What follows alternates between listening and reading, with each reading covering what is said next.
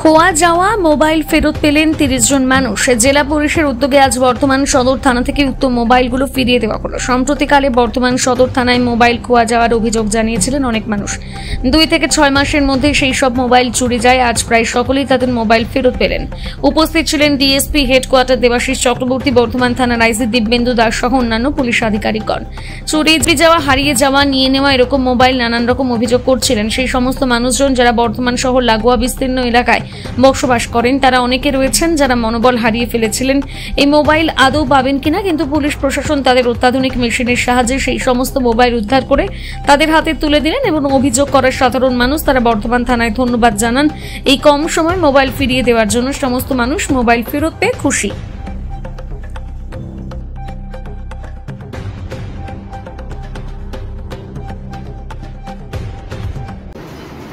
আজকে দেখছেন যে থানা এটা আপনারা যে ফোনগুলো ফেরত পেলেন এই পুরো কৃতিত্ব বর্ধমান থানা এবং আইসি বর্ধমান। কেন পুরো কৃতিত্ব কেন?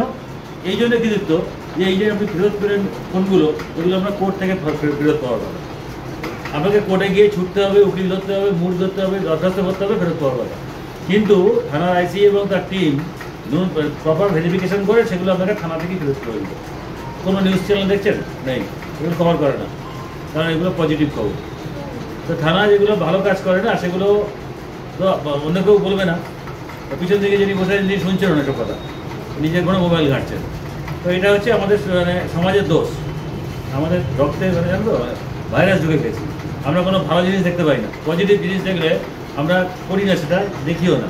আমাদের এই কোনো নেগেটিভ খবর আছে, কেউ কার হাঁড়ির খবর আছে, কেউ কোথাও বদমাইশি করলো, কেউ কোথাও অন্যায় করলো, থানা কোথাও একটা 10টা কাজের মধ্যে একটা ভুল করলো, সেটা বড় করে দেখো না। আর আজকে যখন থানার আইসি মোবাইল চুরি হয়েছে বা মিসিং হয়েছে সে উদ্ধার করে দিচ্ছে, দেখবেন কেউ নেই, সে খবর করার জন্য কেউ নেই।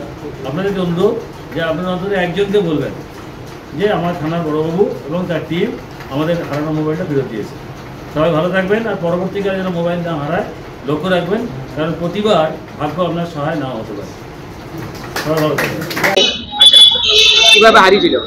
আমার মানে ঝামেলা হচ্ছিল তো, ওখান থেকে ফোনটা কেড়ে নেওয়া হয়েছিল। আচ্ছা, আপনি অভিযোগ করেছিলেন, আশাবাদী ছিলেন আপনি পাবেন? হ্যাঁ, আশাবাদী ছিলেন। কেমন লাগছে আজকে পুলিশ তো? অনেক ভালো লাগছে, ফোনটা পেয়ে গেছি। কোথা থেকে আসছে? আমি এই তো কালামের মাছ বাজার। তানিশা দাস।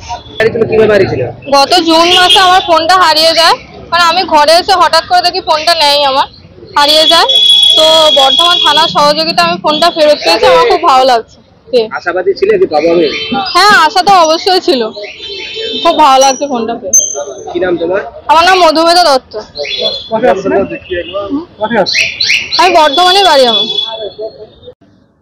বর্ধমান থানা থেকে বর্ধমান থানার প্রত্যেকটি কর্মচারী এবং অফিসারদের আমি অকুণ্ঠ ধন্যবাদ জানাচ্ছি।